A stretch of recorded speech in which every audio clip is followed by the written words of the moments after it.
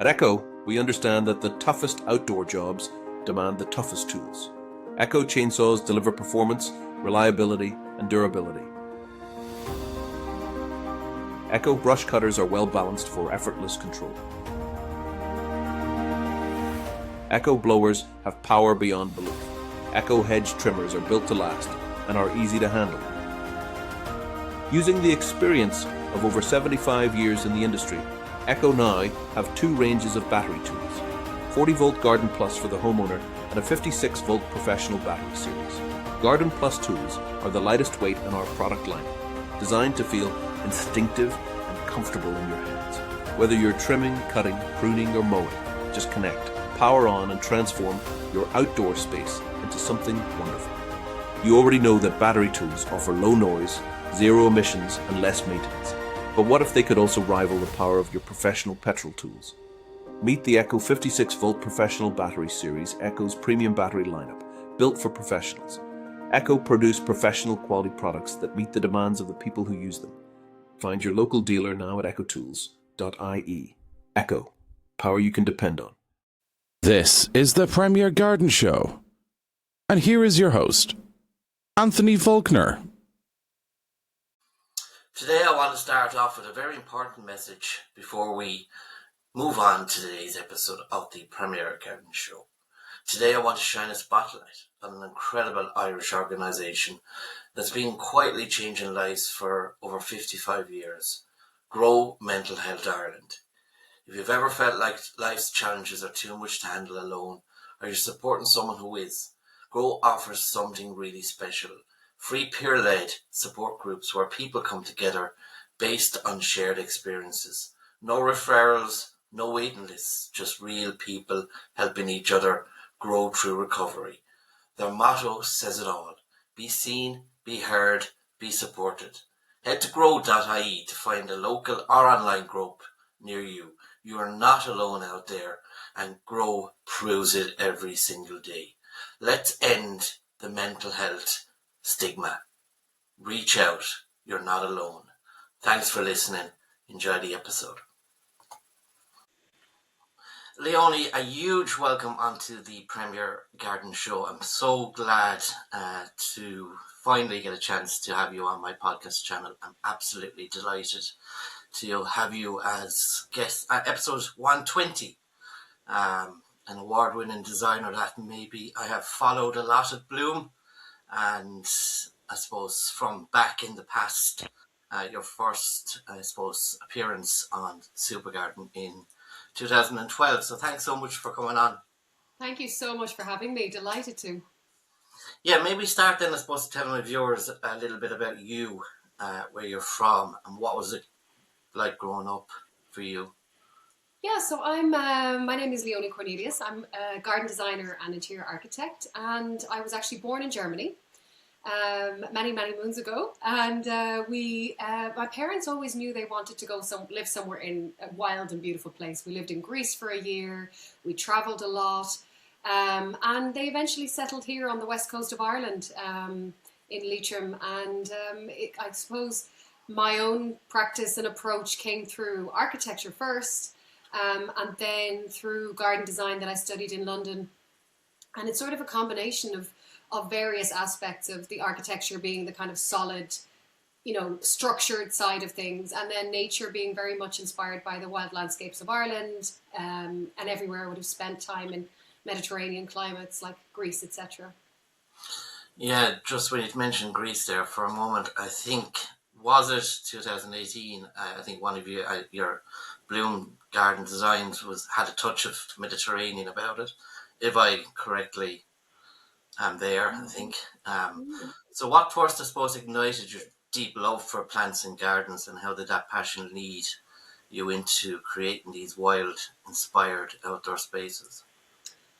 Oh gosh, so first of all, my parents were always amazing. They always grew vegetables, they always grew their own food, they had a kitchen garden even in Germany. In Greece, when we lived there, they harvested olives and they made their own essential oils and things like that. So there was always that really deep-rooted connection to the land and to nature, even when we lived in the city in Germany. But then I think one of the kind of big moments for me when I started kind of, really falling in love with nature and the wild was coming to Ireland. And, seeing how magical nature was here in the west of Ireland, the mountains and the grasses and the meadows, and just there was so much beauty, and it was also magical. And I think that's something that really, made its way into a lot of work that I do, particularly my planting styles, and that softness, that kind of very natural textures and tapestries. And I think that's really the Irish part of me at this point now that's kind of informed my planting styles.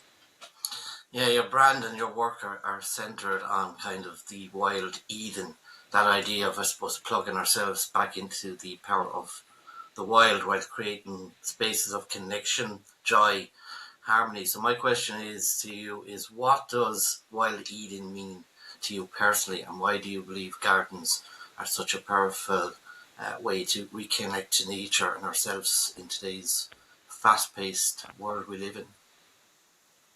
So have you ever found yourself stepping into a garden and feeling really stressed, first of all, feeling really kind of overwhelmed with anything, and you step into a garden and everything suddenly shifts? Everything just changes around you. And I'm sure you know this because you love gardens. That feeling of, your whole system just going, powering down. And there's real science behind that. And that's why I think, for me, I'm kind of trying to always create that for clients, for people, that moment of calm and reset and rebalance. And it's exactly that. Is that the world that we're living in now? We're so connected digitally and technologically, but we've never been as disconnected as well. So many of us are lonely and, feel kind of out of touch with real solid reality. And I think gardens can really do that for us. They can really plug us back in.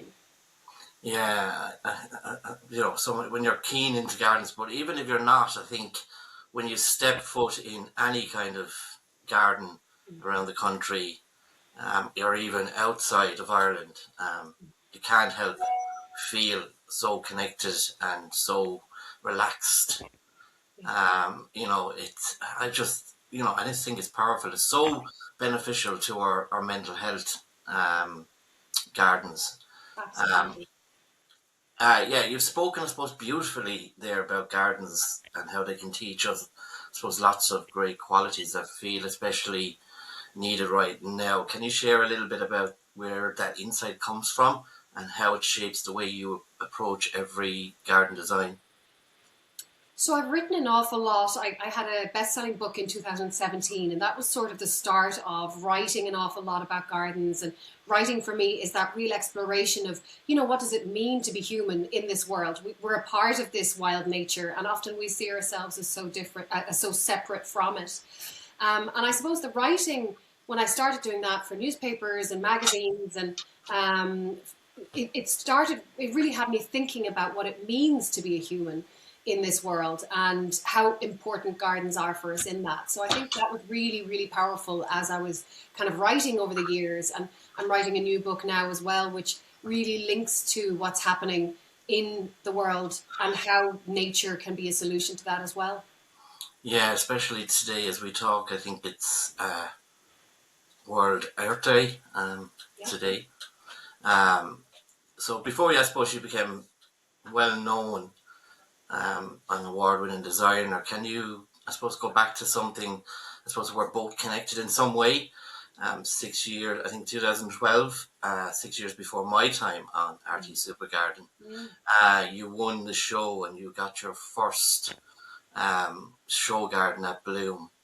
First of all, how did you first decide to go on to Super Garden, and how did you find the whole experience, and how different was it creating a garden at Bloom from the original design? So the process was funny. I was just out of the garden design course that I'd done in KLC in London at the time.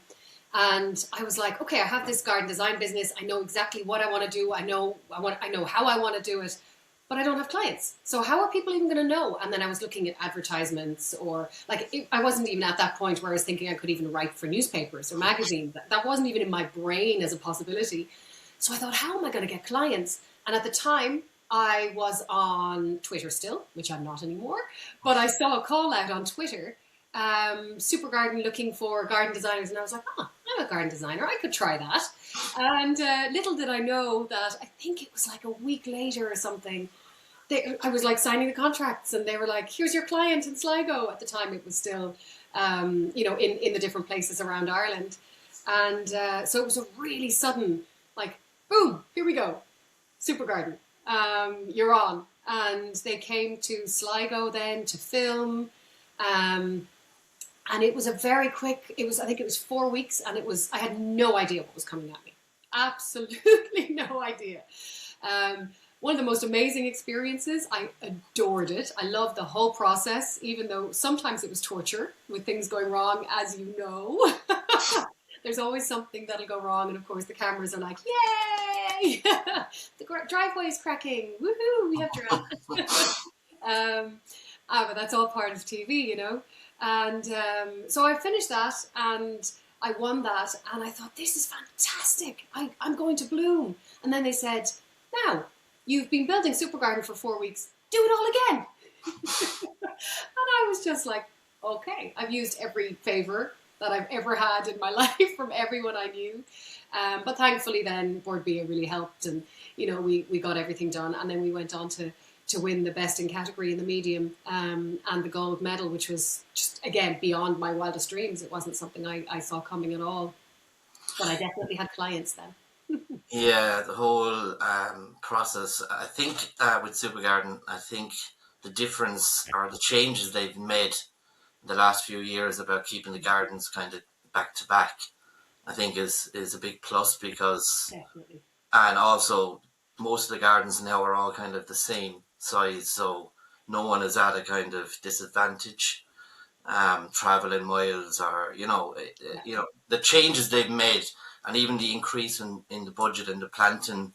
Yeah, You can see the difference. Yeah, you can see the difference, and even talking to anyone that's been on it, Debbie, and so long, like when they go on it, they have such, like they have a big gap between being on it and getting ready for bloom. yes. Whereas I think in your year it was like finish Super Garden and it was like very fast straight into bloom. Yeah. So the changes I think have kind of helped. And then I suppose after that, then you literally came back for I more. had the show garden bug. You became a mentor and a judge on the show. First off, how did that come about, and what did it feel like for you, I suppose, going to the other side, and the experience that you learned being on the show must have been so important to the contestant, the designers, when you were kind of a mentor and a judge, because you've been through it. Absolutely.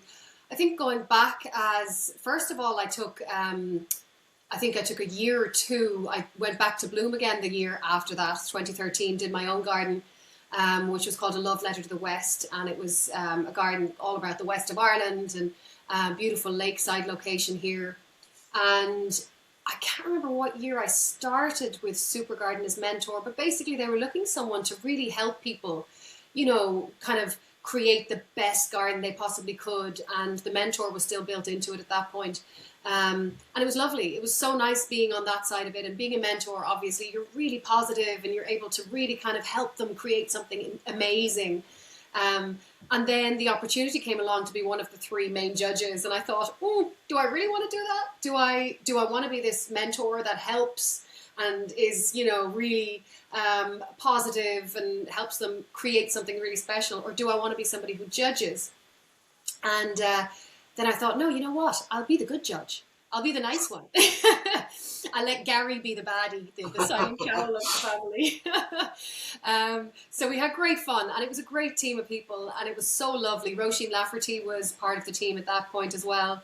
And we travelled all around Ireland, because at the time it was still all across. So we went everywhere from Kerry to Dublin to Wexford to, absolutely everywhere. And it was amazing. And it was something, I don't think because you're judging, it doesn't mean that you have to be unkind. I think you can still give really positive feedback and just say, look, this could have been done in a different way, and it would have come out, in a more powerful way, or that kind of thing, rather than saying that's bad. Yeah, I think whatever feedback you get, whether it's good or bad, is only, as far as what I can take from the whole experience, is it only benefits you, and you kind of have to, I suppose, after the whole super garden kind of is finished and you kind of get away from it, you can kind of look back and go, well, they were really, only trying to help. Absolutely. So It does sting, though. uh, It does sting. Any kind of negative or any kind of feedback is like, that's my baby. yeah, it does for a while. You kind of like, I think, you're kind of thinking like who are they to, Yeah. say this, and who are they to say that about me, like, because you're kind of, I suppose, on cloud nine. But I have to say before I move on, it is a tough experience, but it is something I would gladly tell people to go on and experience, because it does give you some bit of, going forward. It gives you some bit of kind of credibility going forward when it comes to, starting your own design business, and you kind of get to start to meet a few contacts and a few, friends and family, like, and even every time I go back to Bloom, I sit down with Monica, like, it's just, you're not forgotten, to be honest. It's part of your, I suppose, journey. And I suppose, just before I move on there, mentors, finally, do you think that mentors is something that's missed from the new Super Garden? Good question. I think one of the things that it's sort of more built into the process at this point now, and I think that there's no need necessarily for a separate mentor, because I think the balance can be achieved even with the way they're doing it now. So I do think it's a good balance to have it the way they have. Yeah, and I What do suppose you feel how about it? Do you feel like it's something missing? I don't know. It's hard to say. Maybe it was, I suppose, before they kind of moved the gardens together, Yeah, exactly. because now you kind of you have whoever's next to you or whoever. They're all kind of like little mentors to you. Like, you can, you can go down to one of the other designers and get a lend of something off of them, and you can ask them a bit of advice.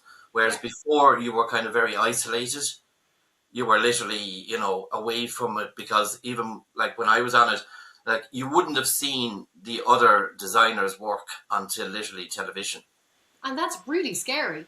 Like, I'll never forget going to Rusborough House and meeting all these other contestants for the first time, and then seeing like, they showed it on a screen, all the different gardens. And the fear in me was like, oh my God, look what they created. There's no way I'm going to win, Yeah. So it was a really dramatic moment in Rusborough House when we were kind of doing the big reveal. Yeah, like as I said, it's and even going into your garden and sitting in front of the judges, it is a kind of an experience that, unless you've been there, you don't know what you're going to get. And and as I said, I'm looking forward to Thursday to see the new episode and see what these new 5 designers will bring. And how did the whole Super Garden experience, I suppose, influence your gardens going forward then from then? I think when you're doing something on television, it's sort of like you're fast tracking the process to such a degree that you have to make it work. There is no, failing, or the garden can't fall apart. You're doing this for real clients, real people. It needs to function. It needs to look beautiful. It needs to perform everything, fulfill the brief, everything that's being thrown at you.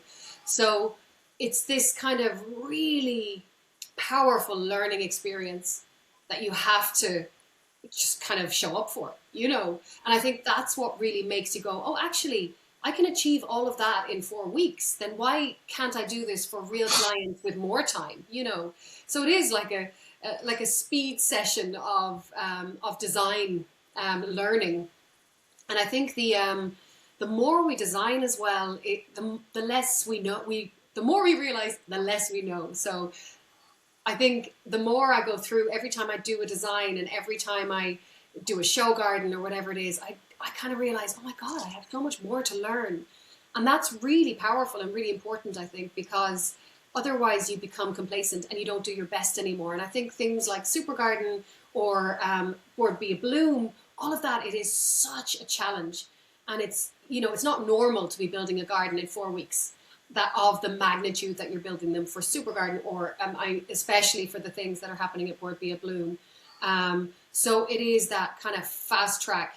You have so much learning in every single garden that you do, and so many things go wrong that nobody sees in the end, from things falling apart and leaks here and there and things breaking and, things being switched out because that didn't work.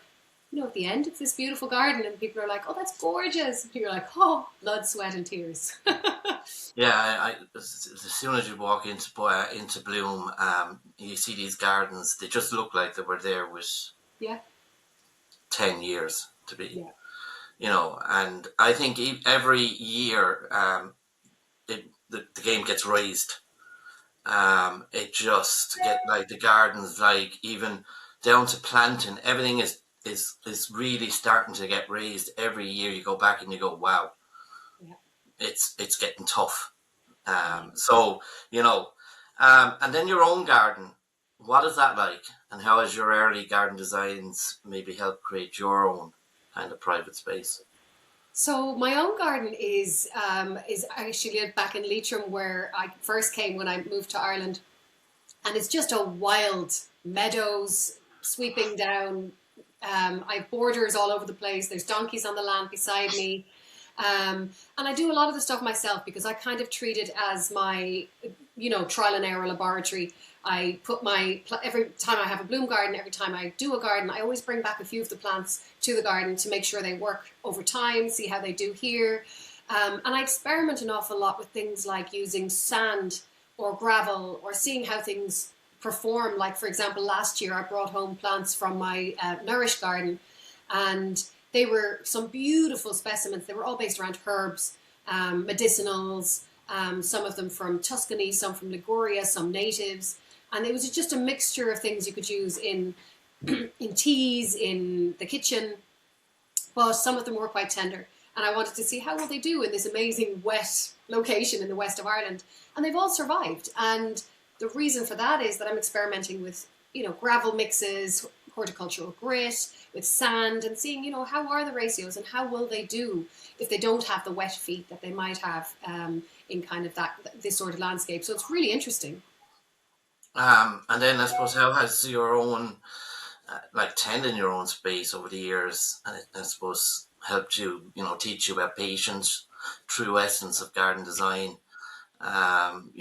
It's probably like, as you said, a lab. So I think you learn. what? I think gardens really teaches humility, don't they? They don't. You think you're doing so brilliantly, and then suddenly it's 3 weeks of rain and everything is underwater, and you're just like, oh dear. You can't plan 100% for any of these things. And I think what it teaches you is patience. It teaches you non-attachment, that not everything is going to work out exactly the way you want, and that's okay. That's life. You can't plan things 100%, and I think that's actually really beautiful and powerful.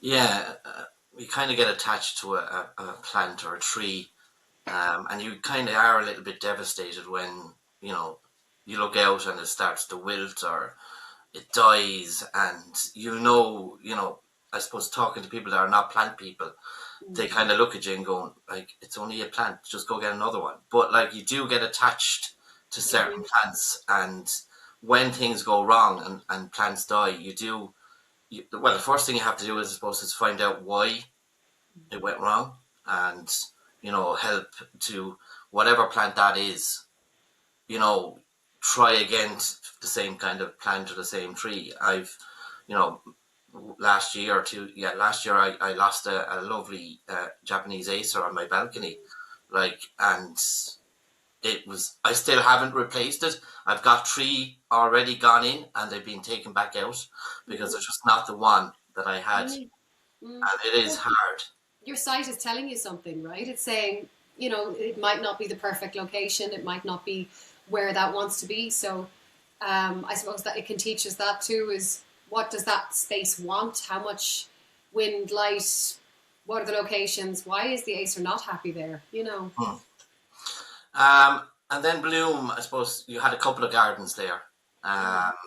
From 2012, I think your garden was Cookie and Cream's Reclaimed Sanctuary. I was going to ask you what was the reason behind that name? So Cookie and Cream were actually the bunnies of the family in Meadowvale in Sligo that we did the super garden for. So the whole garden was designed around these two little bunnies that had to have kind of free roam throughout the whole garden. So it was a real challenge, is how do you design around these two bunnies that are allowed to run around, but yet, so we built the bunny hutch, which was like, we had a meadow on top of it. We had a tunnel going from that under the ground to come out of the lawn and all sorts of funny stuff. And then when we brought that to Bloom, we actually had real bunnies there too. So it was a real talking point, and the kids really loved it. It was really special. And then I think in 2018, I can still remember your garden because I did say it was a Mediterranean, and it was called Everyone Has a Dream Garden. And it was like, because it does bring back memories, because the name of your garden, and it was only like this week when I realised the name of your garden that it hit me then, it kind of brings back to my moment when I got, announced as the Viewers Award. And the name then just registers. But I do remember, I think we filmed music in your garden. I still think there was 4 lads played a song there, and we were, people were around. And with the whole super garden, you do kind of have to do this kind of, media kind of things. But I remember looking at, because I think it was kind of a really Greek themed garden and Mediterranean feel to it. But it is something that kind of goes back, in my memory of a garden that stands out from your thing. And then last year you had your garden. What was that one? So the one that you were just talking about there was called Everyone Has a Dream, isn't it? And that was actually 2017, wasn't it? If I remember correctly. And it was, there was a lot of Mediterranean influences, definitely. It also had a lot of native plants in it, which were hidden in it. There was plantain and all sorts of kind of weeds in it. I always hide a few weeds in my garden because they're fantastic starting points for conversation, and because they're so vital in our gardens, and we should not eradicate them, in my opinion. And you always get criticised for that, but I don't mind that because it's lovely to chat about it. And then, that one had a pool in it, and that kind of reflection pond, but it was turquoise. It had a lot of copper. It was a really bright, sunshiny kind of courtyard space. And then this year, or this last year now, the 2025 garden was Nourish.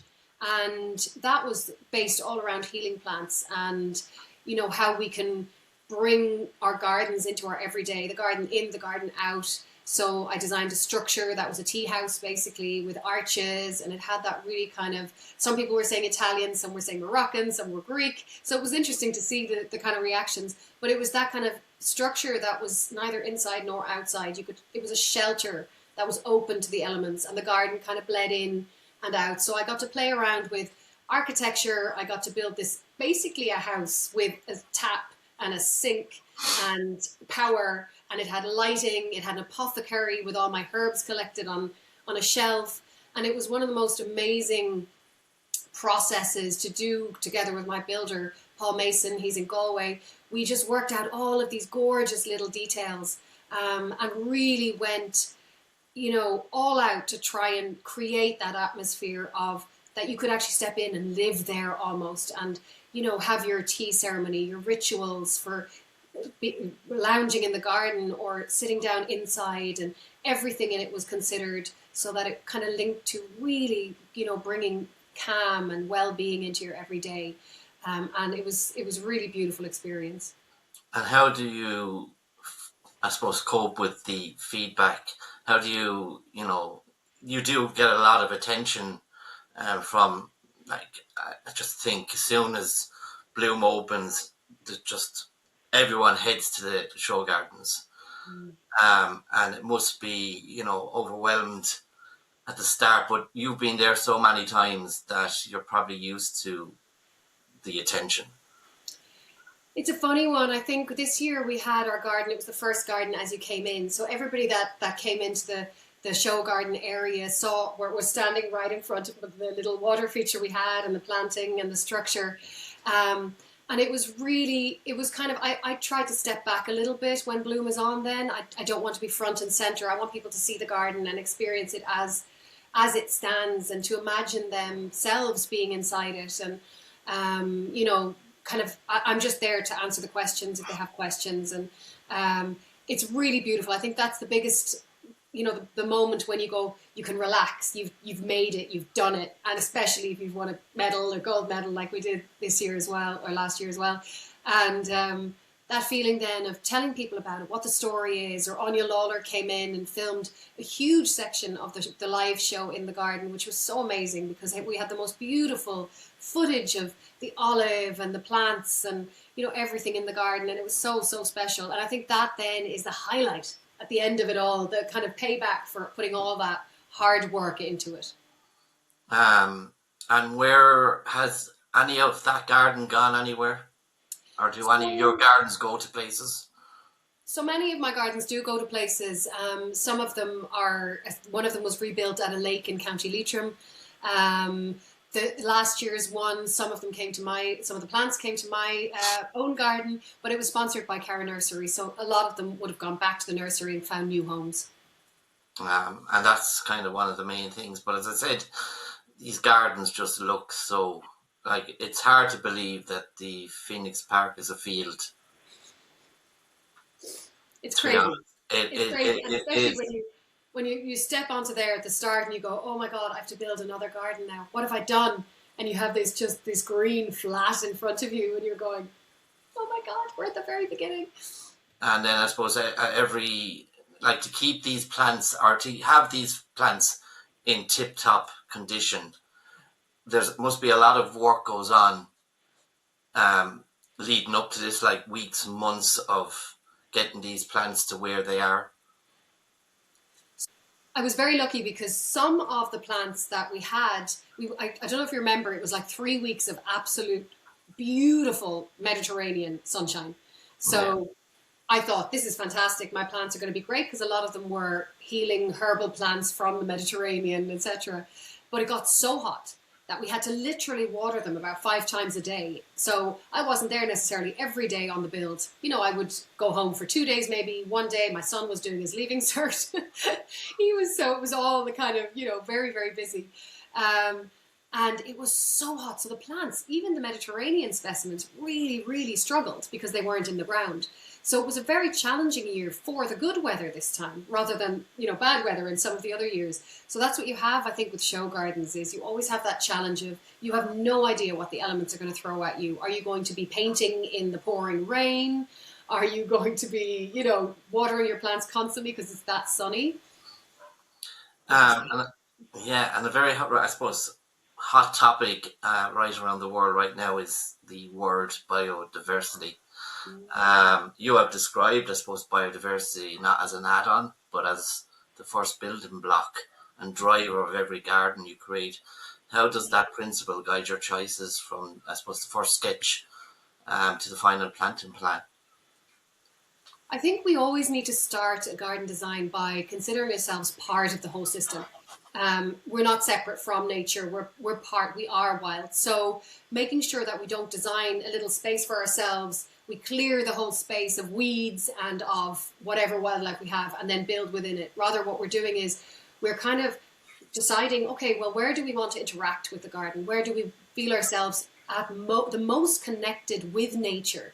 And then we create something within that not only, you know, creates a nice space for ourselves, but also benefits nature. And I think if we design in that way, that we consider ourselves part of it rather than imposing ourselves on the landscape, I think that's one of the most, you know, important things for us designers to do.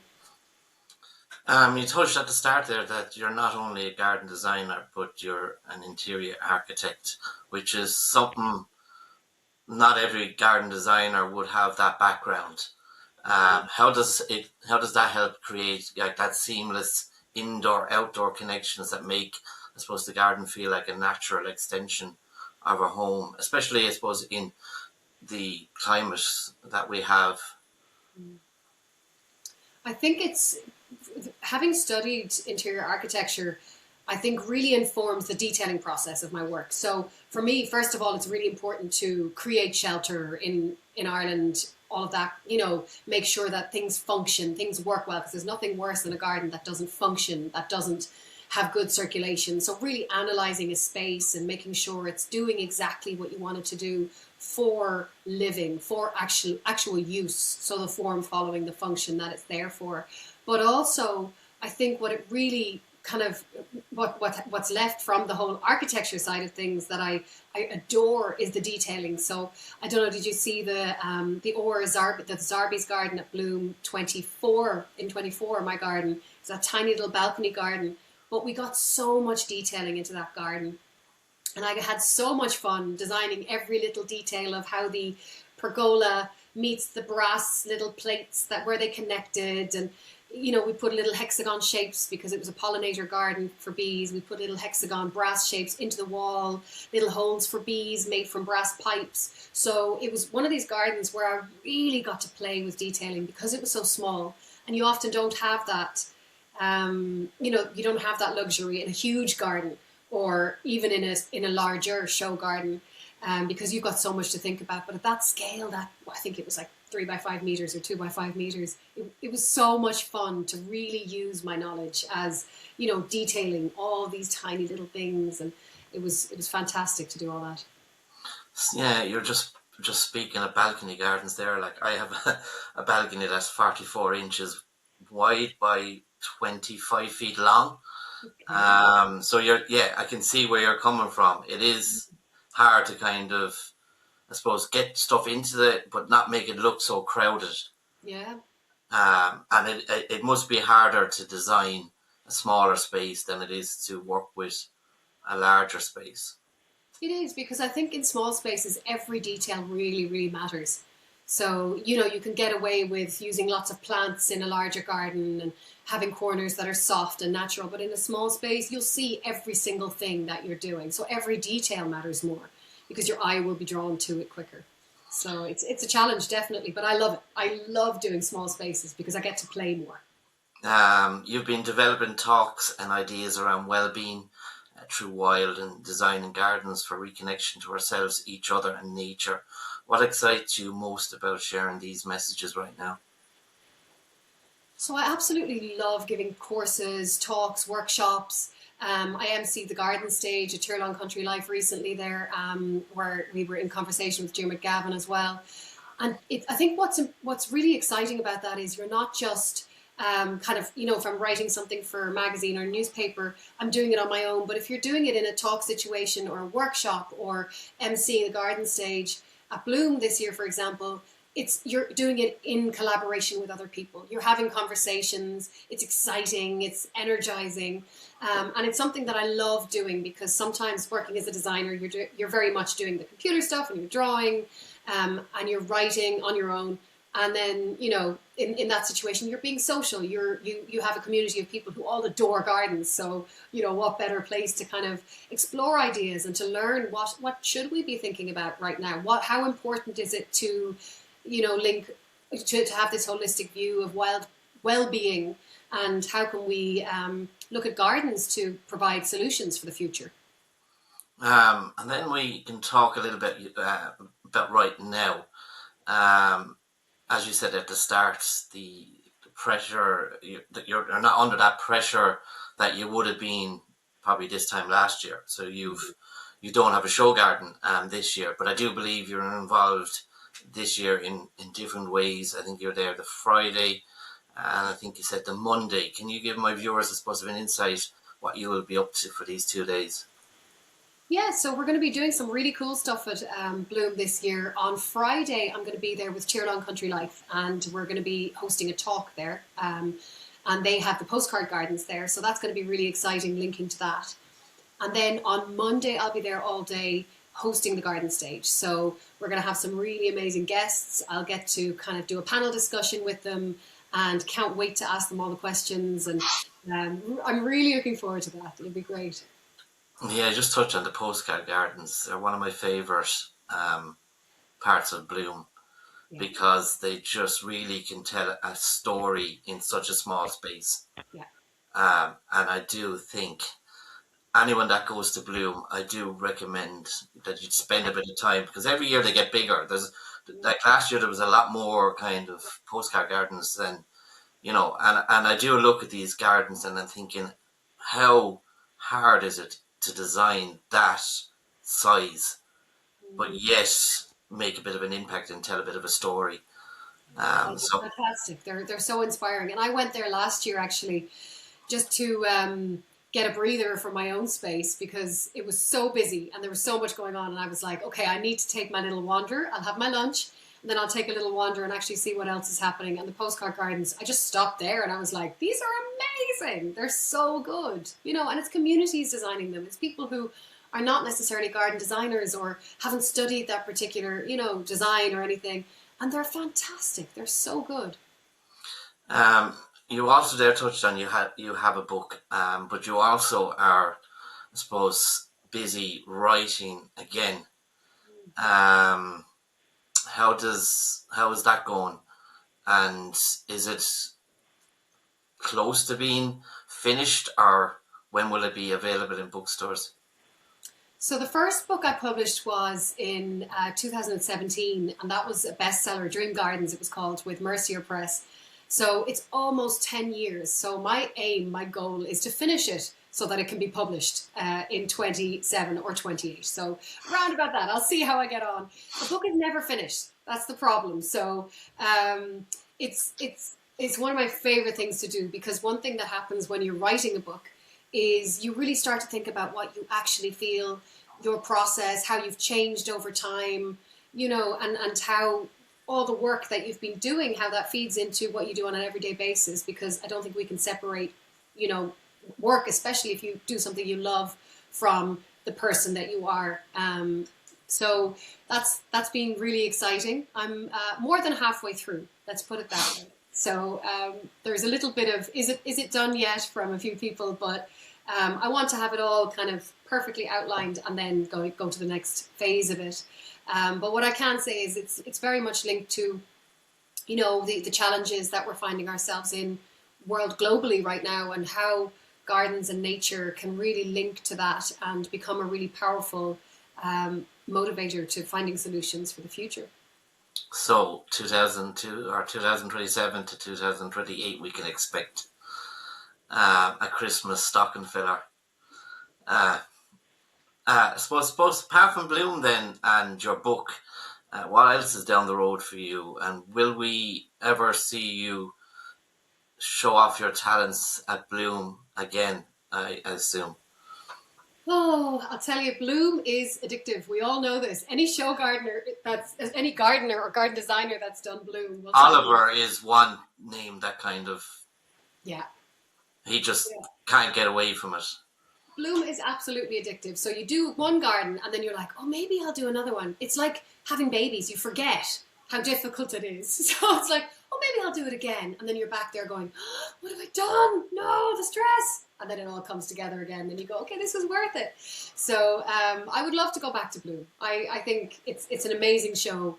It's such beautiful people, and the process of building there, and as a group of people, even those 4 weeks of building are just always the thing that I look back on as my favorite time, of the whole show, is that process. Even though there is stress, it's really, really beautiful, and it's a great community. Yeah, I think when I was talking to a few of the designers up there last year, they all did say it has that family vibe. No one is ever, you can turn up at anyone's garden, ask for a bit of advice. It is a really family vibe, they say, for the 4 weeks of the build. So what do you do then, I suppose, to switch off? Or do you switch off? Yeah, so I walk in nature every single day. I surf, swim. I'm on the coast here, about 20 minutes away from it. So nature, immerse myself, try and kind of always walking the dogs and, always outside. And I think that's really important. I also grow my own food, so my own herbs and vegetables and fruit and all sorts. And I'm planning a big, big new kitchen garden for next year. just that feeling of, I think there's such an atmosphere at the moment of fear and of you don't know what's happening. And I think growing food yourself gives you that real sense of you have a little bit of control over what's happening, and of self-sufficiency, and creating that sense of this is home, I've got everything I need, or most things that I need. And I think we're living in times where that's going to become more and more important as well, as growing and connecting with the land and making sure we're more self-sufficient. Yeah, and I suppose people that have kids, I suppose it is, it does help to get the kids involved growing, because there are kids out there that think that everything comes from a supermarket. Yeah. So it is very important to get the kids involved in how, to grow your own veg, your own herbs, your own salads and all that.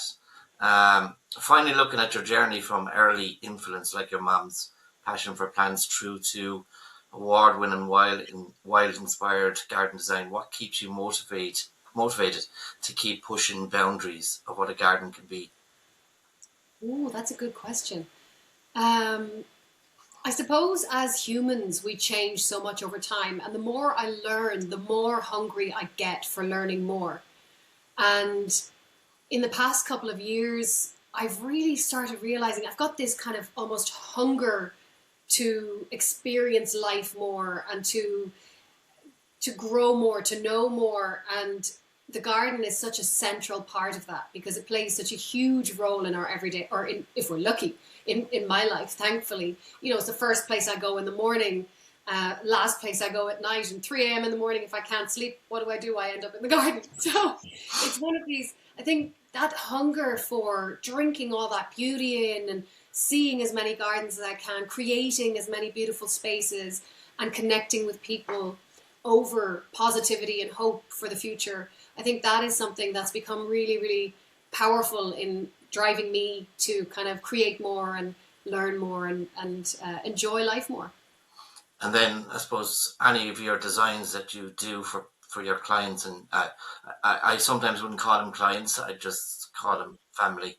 That feeling when they finally have their space that they probably, have been dreaming about, and that, that impact it gives people, having this space that they probably thought they couldn't have. Yeah. Well, that's the true gift, isn't it? Is when you're able to walk away from a job, and you're right, you get to know people so well throughout the whole process of designing with them, because it is a collaborative approach. I always say that it's a collaboration between you and the architect, and the people who own the house, the clients, and nature itself, and the wider landscape, and the builders who are building it, and every single person involved in the process. And what comes out in the end, the result in the end, is then something that you can go, well, now it's done. Now you have your garden. But it's beautiful then as well to go back. So there's so many clients that I'll go back and visit again. And, we'll do more planting, or I'll just get photos, or we'll hang out and have a tea, or So it's so nice to be able to kind of hand that over, and for them to get the feedback then a year later saying, I love it. It's so, this is how I feel in the space. And you realize, okay, that was in the brief. That's how I wanted that space to feel like for the client. So that's really special, I think. So finally then, where can my viewers check out your talented designs, or get in contact with you, or anything like that? Yeah, so I have a website. It's just my name, leoniecornelius.com. And you can actually subscribe to my newsletter. There's going to be some exciting stuff going out on that over the next month. Some new offers, some writing, and some news. So join on that, subscribe on that, and you can see all my work and everything there as well. Thanks so much for coming on to my podcast, Jen. I really enjoyed talking with you, and I suppose taking in your journey. And as I said, I have always looked at your gardens every time I've gone to Bloom. One of the first gardens, and as you said, last year you were literally the first garden we saw. I know the crowds do be chaotic, there, so it is hard. So This year, thankfully, I'm going to be there for the media day, which will give me probably proper time around someone's garden. So thanks so much for this. It's been an absolute honour and a pleasure. I wish you and your family all the best and best of luck at Bloom. And as I said, I'd probably be up there most of the days, so we'll probably catch up there. So thanks so much, Leonie. Thank you so much for having me. I really appreciate it. No, it's been a pleasure. Thanks. Thanks for listening to the Premier Garden Show, and we will see you in the next episode. Be sure to like, share, and subscribe, and join all our social media.